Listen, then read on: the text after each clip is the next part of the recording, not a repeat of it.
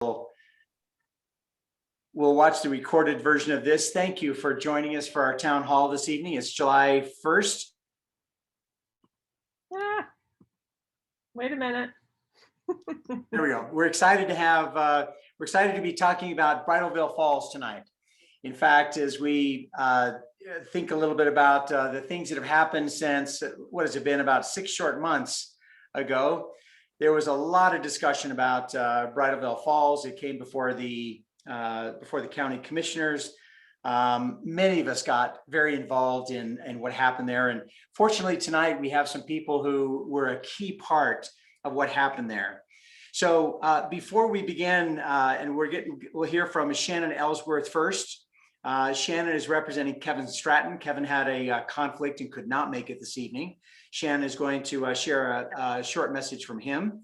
We'll then hear from Wendy Fisher from Utah Open Lands. Wendy is a key part of why the Bridal Veil Falls is headed for a conservation easement, or maybe I should say is already in conservation easement. Wendy, you can give us the details on that. Utah Open Lands was just clutch in terms of making great things happen there. Brigham Daniels, Brigham is also just a rock star in the area of making sure good things happen in terms of conservation. And so we'll get a chance to hear from him this evening as well. Before we start this evening, I just want to thank you for joining us. Conserve Utah Valley is a group that actually got together because of Bridal Veil Falls. And we have a vision. It's to do one thing, is to conserve land and water forever. And the kinds of things you're going to hear about tonight using conservation easement is one of the ways that you can preserve land and water in perpetuity. So we're fortunate to have some people who are really in the know of that to be with us this evening.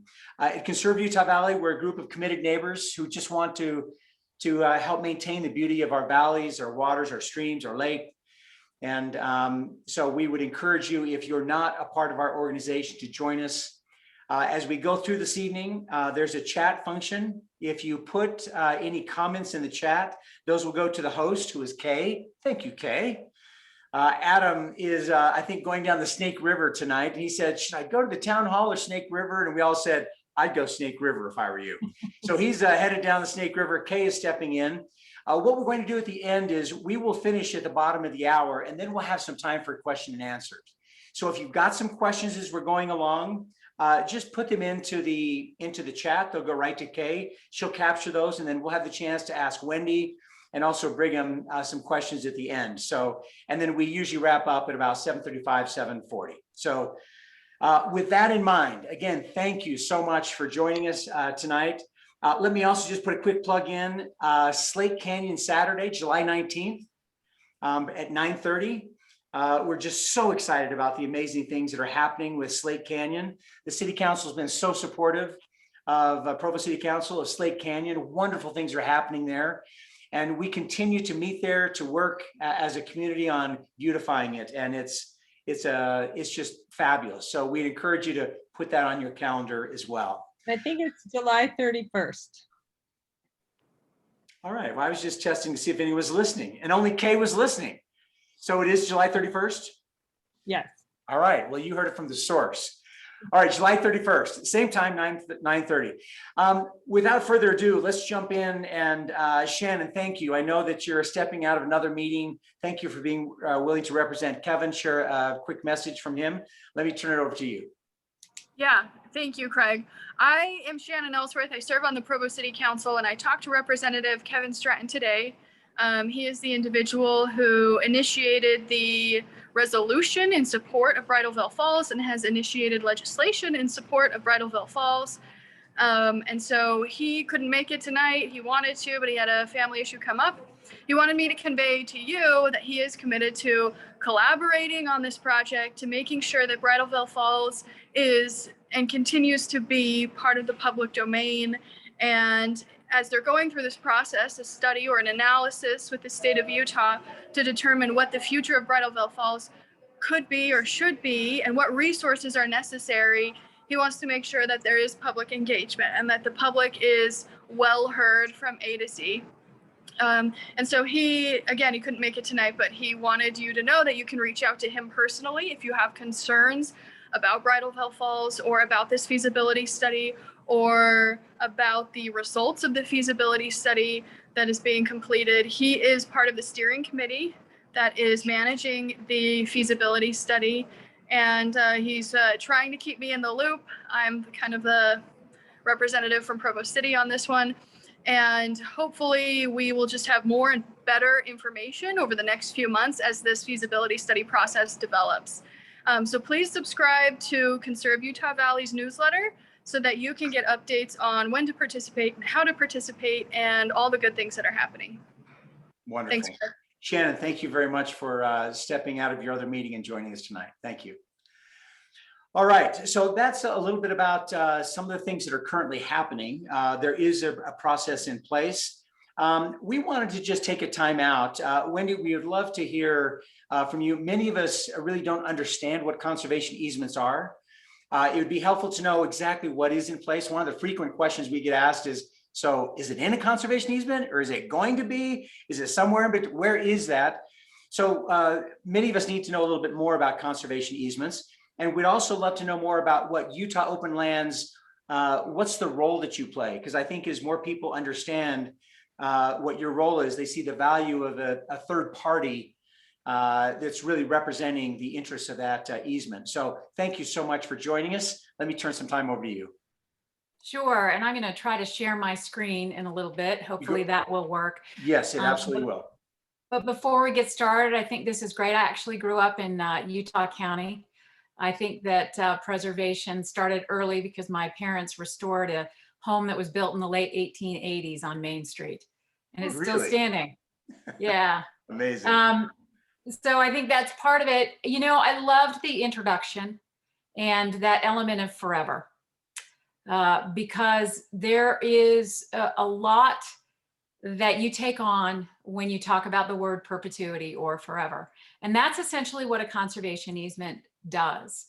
I've been doing land conservation work in the state of Utah as the executive director of Utah Open Lands for 30 years.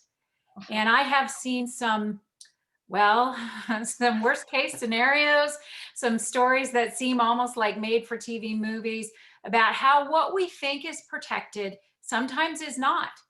And I think Bridal Veil Falls was one of those moments where we all came together and realized that something that what seemed unimaginable all of a sudden became possible. And so I'd like to talk about not only what a conservation easement is.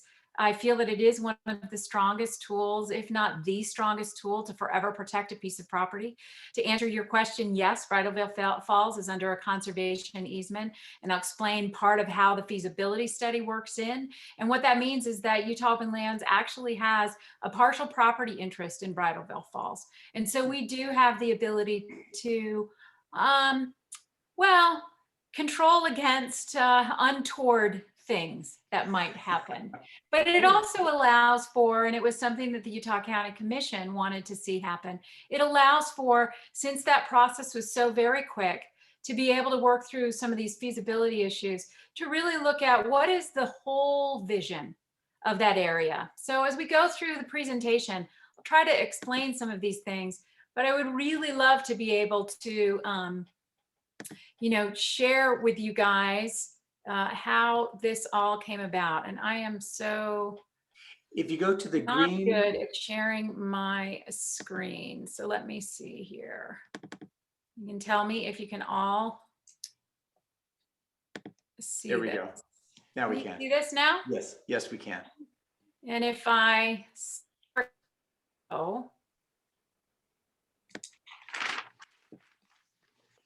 let's see. Okay, and I will actually make this quick. Can you see this? Yes, we can. Thank you. Okay, great. So Utah Open Lands is an accredited land trust. We are one of the 1,700 land trusts throughout the nation that actually we have a seal of accreditation, meaning that we meet the highest standards under the national guidelines, both for the IRS and for the National Land Trust Alliance. We also have conservation easement insurance under terra firma. And this enables us to ensure that beyond the stewardship fund that we have to defend these conservation easements, we also have a backup, a national insurance company, and every single one of our properties is placed under terra firma insurance. And Bridal Veil Falls was one of those properties, but it was the first time in the 30 years that I have worked for this organization that we had to defend the easement literally within weeks of having it placed under a recorded conservation easement. I know you guys know the story, but we'll wait for the big reveal on that. One of the things that's really important to understand is one of the reasons that I think that conservation easement is really, really important is I've seen too often when these open spaces have actually been turned into development without really people knowing that that was the case. And in this particular instance, I want to share very briefly the story of the Galena Somcani Preserve, which is a 250-acre piece of property that actually was legislatively protected through a resolution and through an actual act that became law under the state of Utah back in 2000. And then a short 9 years later, some developers with a fair amount of influence decided that they wanted to see this property developed. And so they were able to craft legislation with certain legislators helping them out. And they actually undid the legislation that protected this property. And quite frankly, today it would be the site of unlimited height and unlimited density had it not been for Utah Open Lands, Utah Rivers Council, and the 7 tribes of Utah, who all came together to ensure that this was permanently protected under a conservation easement. We protected this actually in 2009 was when we finally got the preservation taken care of. Interestingly, we have had a couple of encroachments. We just defended our last encroachment from an adjacent development. And we not only got them to remove the encroachment, but we also were awarded some punitive damages that were 2 times the value of what the encroachment was. So let's talk specifically about Bridal Veil Falls. When we think of the falls, I think a lot of people think of the huge amount of property that is all surrounding it. Some of it's owned by Provo City. There's some that is owned by the Forest Service. The piece that has a conservation easement on it is the piece of property that was owned by Utah County. And of course, is the piece of property that was the subject of a potential purchase by a private owner. Many of those of you involved know that that owner was Richard Losey. Utah Open Lands involvement actually began back towards the end of October. And I really want to hand a lot of credit to those who work within Utah County and so many of us that become encouraged by conservation. There were several people that recognized this could be a problem. And it was actually Commissioner Nathan Ivey that instructed the Utah County staff to look at doing a conservation easement. Well, we started drafting the conservation easement immediately, but I knew, and Utah Open Lands Board knew, that really the way that these things get protected is to make sure that the voice of the public is heard loud and strong. And actually, one of my first calls was to Kay Nelson to say, hey, did you guys know that this is possibly a potential? And of course, we can say that the rest of that is history, but what a tremendous show of public support. Over 750 people were on a Zoom call. There was a petition, and there were numerous emails that came into the county commissioners. And what resulted on December 16th was a unanimous vote by the Utah County commissioners to see this land permanently protected. But then, on, I think, January 6th, Richard Losey filed a suit against the Utah County saying that the conservation easement was invalid. Well, it had already been recorded and it was already a property right that was partially vested in Utah Open Lands. We don't own the fee title. We just basically own the enforcement tool, the conservation easement deed that restricts development on this property forever. And when that happened, we then joined the lawsuit. As I said, we turned this over to terra firma, and that lawsuit was dismissed against Bridal Veil Falls. But it does give you the sense and an understanding of how, when you talk about protecting something in perpetuity, it's really very, very important to ensure that what you are working towards is something that you can defend. And that takes time and it takes money. We actually raised significant money from private donors to set aside stewardship money for this, and also to set aside the money that we had to pay to terra firma to put this under our insurance umbrella. I want to hit really briefly, because I'm mindful of the time, just a couple of other things that I think are really important for you all to understand when you start thinking about land protection, especially in Utah Valley and especially around Bridal Veil Falls. That 21 acres is permanently protected through a conservation easement. So, phew, but there's other land there that is not. And maybe that's okay. I do not want to disparage any of the city or county or any governing agencies, but unfortunately, oh, as they say, I've seen too much. Aside from the legislation for the Galena Soncani property that then got overturned, right now there's a court case going through the Utah court system about restrictive and protective covenants.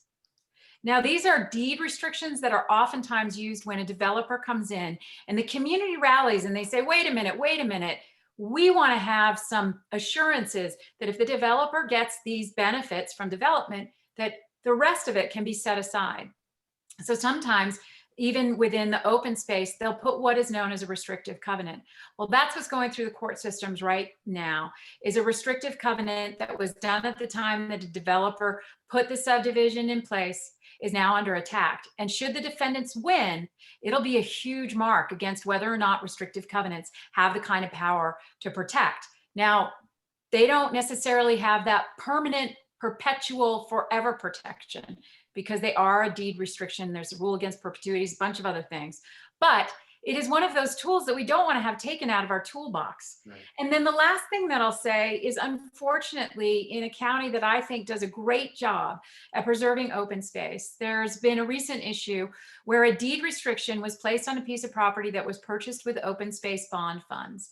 This land was supposed to be placed under a conservation easement, but the county commission decided that maybe that was not what they wanted to do, since they were able to put a deed restriction on at the time of the purchase. That deed restriction was modified, and 5 acres of land that had been purchased as protection was exchanged for lesser quality land that was not developable to begin with. And that 5 acres is now a multi-family development. So one of the things that I would like to impart to you from a conservation easement perspective, but also from a Utah open lands perspective, is I don't think that leaders ever want to get rid of our open space. We're working with Alpine City right now. In fact, we'd love for people to take our Lambert Park survey. It's a 255 acre piece of property that we're hoping gets placed under conservation easement. But you wouldn't believe the pressures that are out there, and we're not making any more land. So the pressure on our open spaces is going to be increased. And if we're not careful, these open spaces will suffer the death of 1,000 cuts. And that's why it's so important to ensure that we've permanently protected these properties, because when that pressure comes, the nice thing about Utah open lands and a conservation easement is it's a document that lines out the intention, and it also ensures that there's a third party whose only mission is to ensure the preservation of that property. Because not only are we certified under 170H of the Internal Revenue Service Code, but we are also a 501c3 organization. We have to follow those gifts that have been made. The final thing that I'll say is the resolution to put this into a state monument or a state parks is additive to the conservation easement. It cannot go against the conservation easement.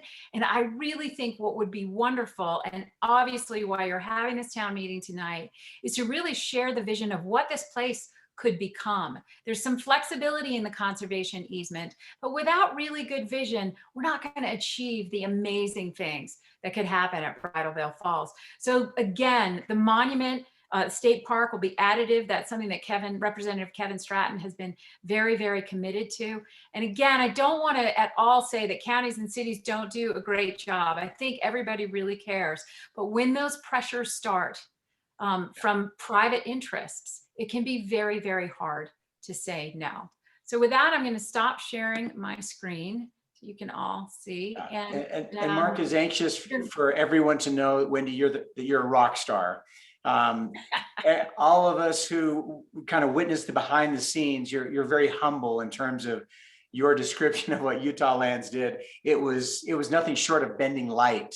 The amount of time that you had to work on and pivoting as you did, truly, we're all grateful for the wonderful work Utah Open Lands has done. Thank you, Wendy. And Wendy, if you'd stay on, because we'll do some Q&A here at the very end. Brigham, let me turn some time to you. Again, you've been such a key player in all of this. Let's give you some time to address these issues. Thank you. And I'd just like to say, I do agree with Mark that Wendy's a rock star and has been for a long time. But I would also like to say that there were so many people who were just instrumental in getting the preservation kind of cogs moving. There was, the county commission, I believe, received more than 1,000 emails. They had more than 750 people show up. There were groups out there, some from Salt Lake City. I'm thinking also Utah County, American Fort Canyon Alliance showed up.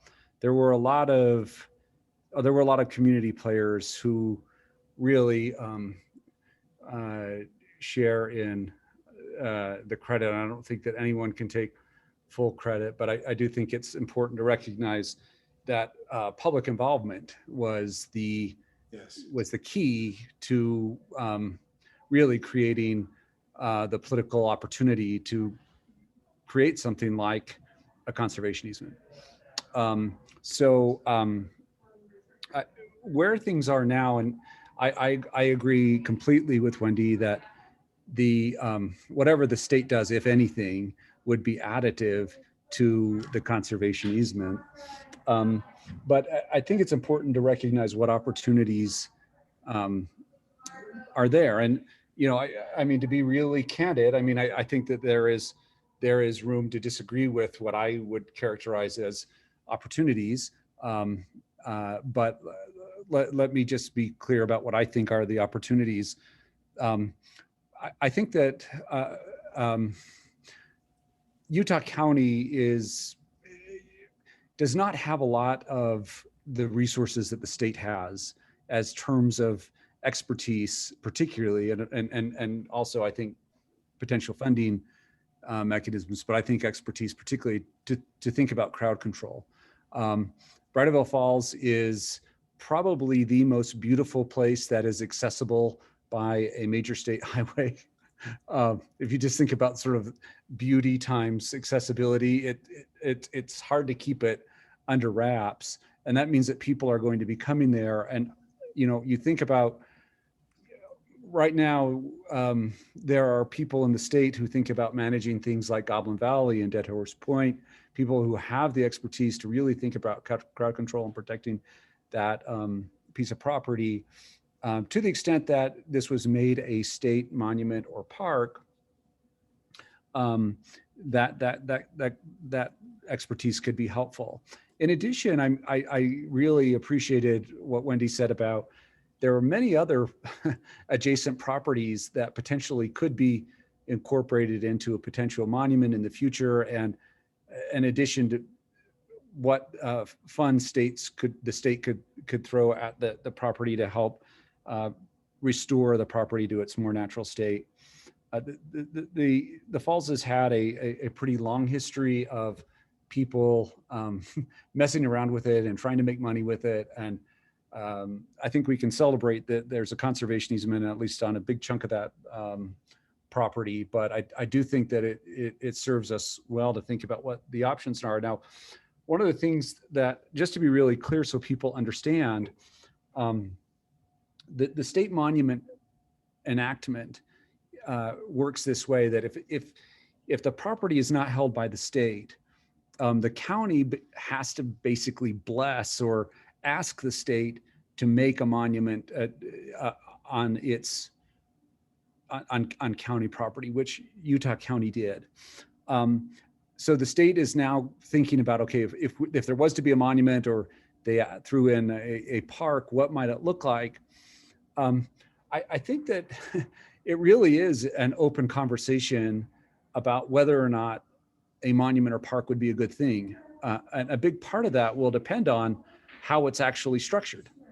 And what really needs to happen is maybe we won't get the same response that we did before, but kind of looking down, within a month or two, within the next month or two, and it could be weeks and it could be days, but this feasibility study is eventually going to have a public comment component. And what really needs to happen is we need to make sure that the state understands why people value the falls and what parts of the falls. Sorry, I'm in a hotel. That's all right. I hear other people talking. I'm sorry. But what parts of the falls really deserve our protection and what that vision might look like.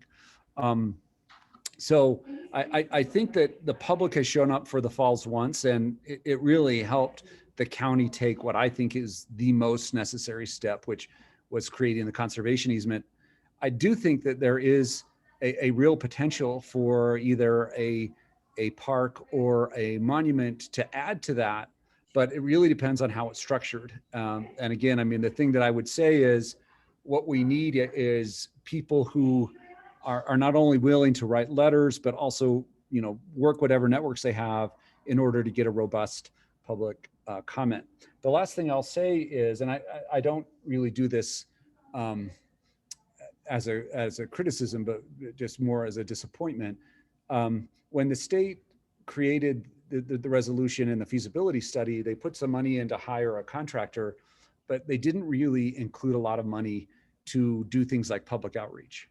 And that means that if the public outreach is going to work, it's going to have to be with the creativity of, either non-government entities or government entities to figure out how to get the public's attention on this. And I think there's a lot of things that can be done, but I really just want people to understand that whether or not this public outreach process works is largely going to be a function of how willing people are to not only comment, but to spread the word. So that's going to be coming down the pipeline fairly soon. And I just wanted to make sure that people understood what it was, because whatever comes out of this process, we want to make sure it's additive to protection and not detracting from. Yeah. Well, thank you, Brigham. In fact, I think that was in that 5-hour county commission meeting where everyone had a chance to say what was important to them. Just such a large part of that was this needs to be an open process. We want to give feedback. We want to have input. So Brigham, to your point, that's an important part of this. And so we hope that's the case. Kay, why don't we, I know you've been taking some of the questions that have come in. Is there a question you want to pose to Wendy or Brigham or both? Let's see. The first one that was, how did Wendy get private donors? How do you do you have a network? How do you reach out and get donors to jump and help? Right.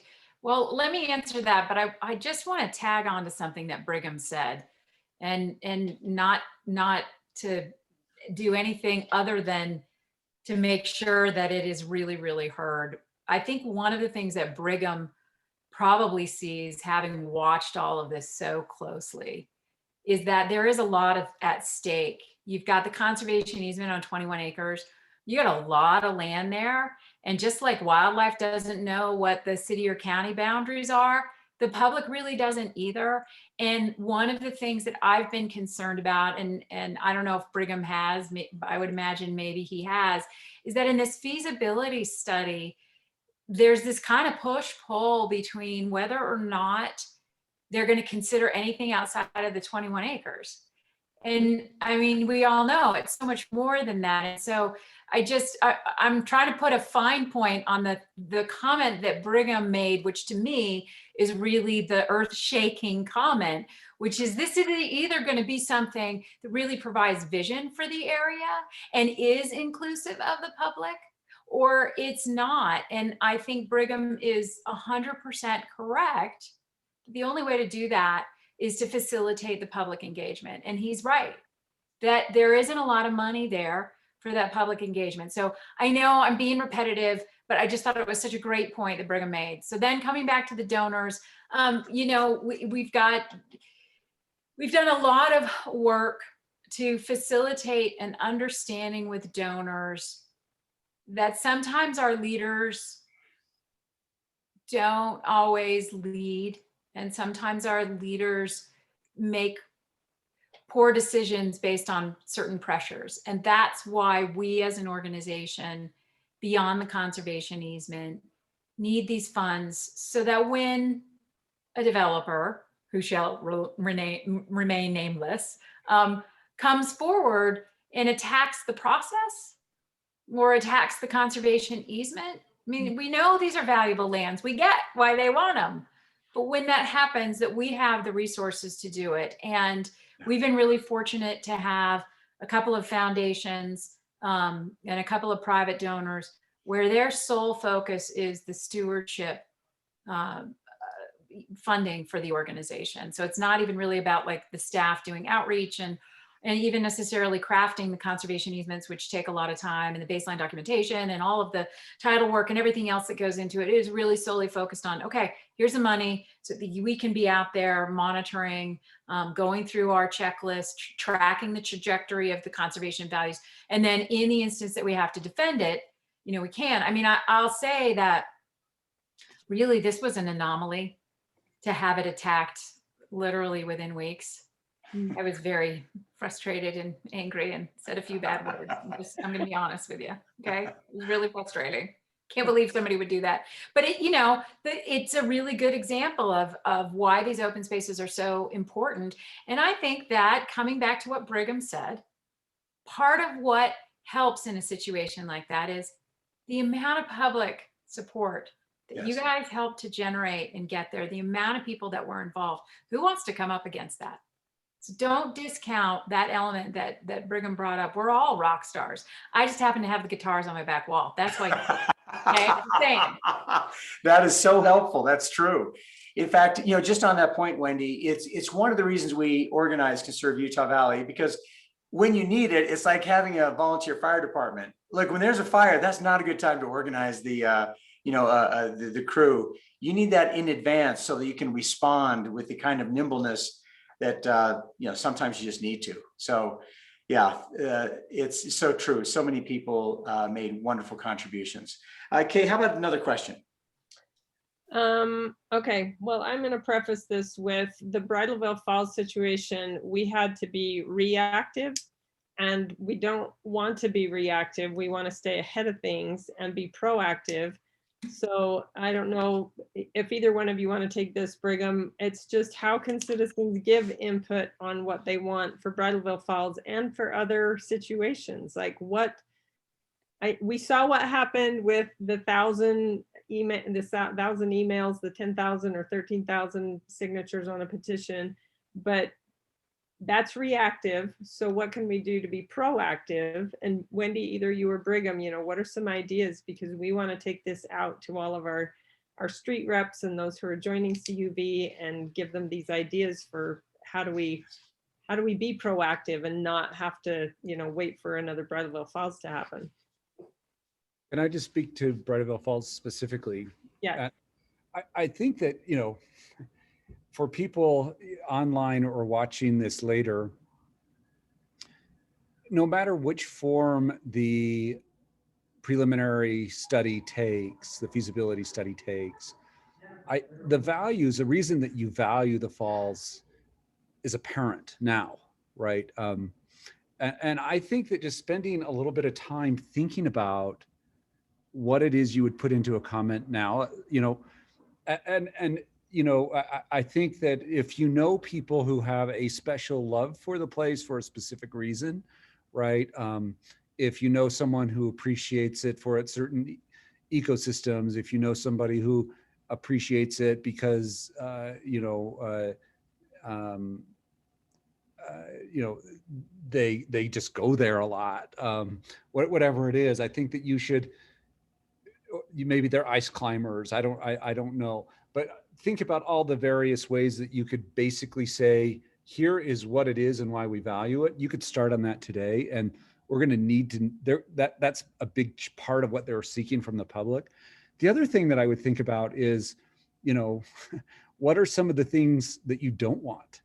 You can define that now. I mean, and even if they don't propose it, I mean, for me, let me tell you some of the things that I've heard that I would not want to have a tram on any other parcel that would basically facilitate the kind of development that we had talked about before. And maybe that means that we need a larger parcel within the monument, but also that means that, that whatever has happened in with the monument itself, that, provision of public access does not mean any motorized access up the falls. The second thing that I've heard a lot, people don't want to have to pay fees to go in.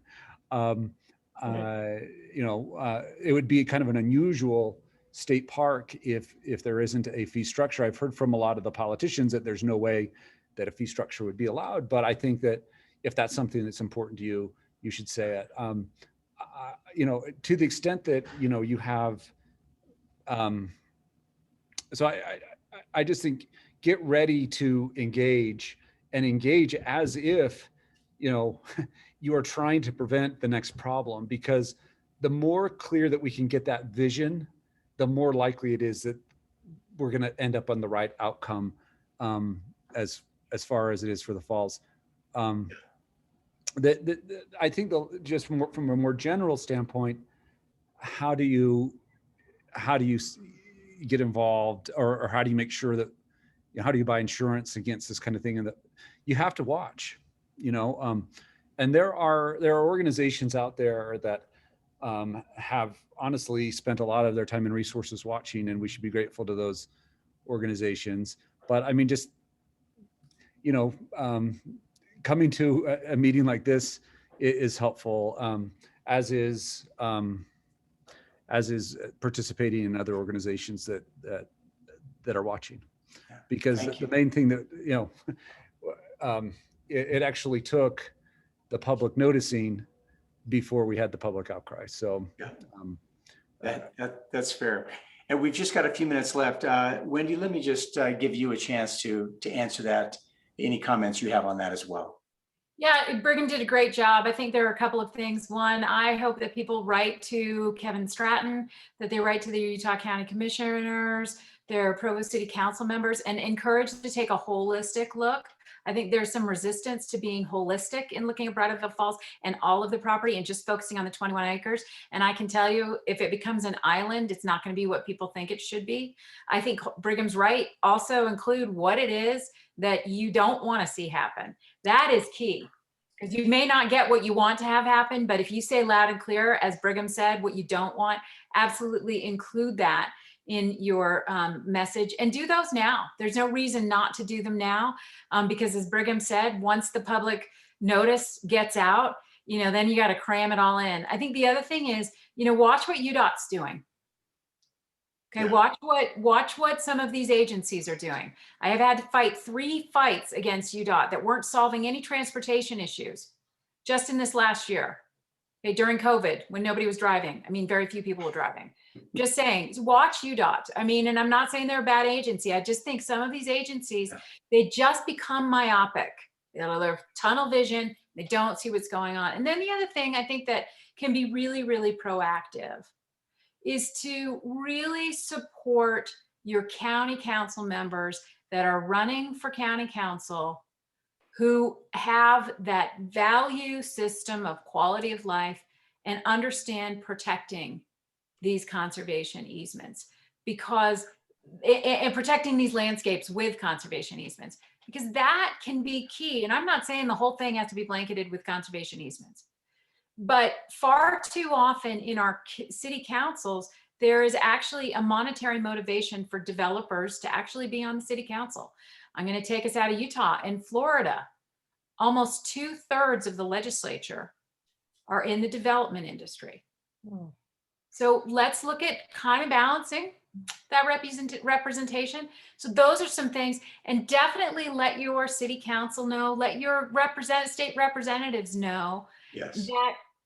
that open space is important to you, that protecting these places, that Bridal Veil should be the first, not the last.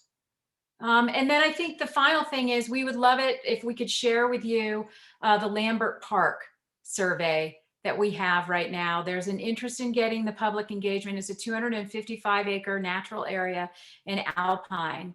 And in fact, Wendy, do you have a link to that? Could you put it in the chat? I will try I don't know to if you have a link. I'll tell you what we'll do is we will put it in what we send out, we'll include that link. So I'll send it to Kay. Yeah, if you make sure that Kay gets it, that would be fabulous. We would love to participate and help out there.